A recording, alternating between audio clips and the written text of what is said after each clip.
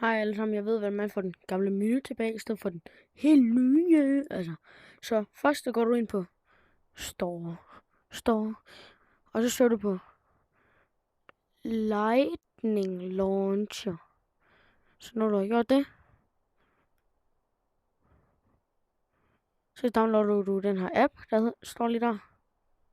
Og så når du åbner den, så kommer det her frem, hvor alle dine spil er. Men det du gør, du trykker på Search Tingling, så skriver du Android, eller bare sådan, jeg skal lige få kommet med det, bare AND, så kommer den der frem, den trykker jeg på, så trykker jeg Open, og så på den her anden en, hvor der står settings, ikke den der, den skal bare væk, ja, den skal bare, så går jeg ned og trykker på apps, og når jeg trykker på apps, så trykker jeg på See All, og når jeg har gjort det, så trykker jeg på det der mærkelige papir med en mikrofon, slags noget, teleskop, hvad det nu er, du ved, søgebaren, så skriver du Shell,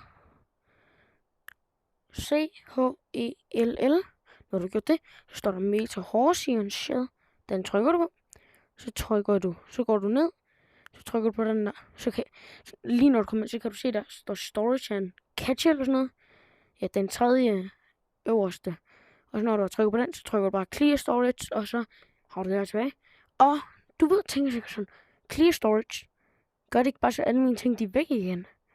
Nej, det kommer alle dine downloadet, eller uninstall spil, det kommer tilbage, som den skulle lige uninstall igen. Men så får du det her tilbage, men du må ikke slippe Lightning Launcher. Og det var bare lige det for den her video, så det var bare lige det, jeg vil sige. Vi ses, venner. Ha' en god ferie, og jeg håber, I godt kunne lide det. Ses!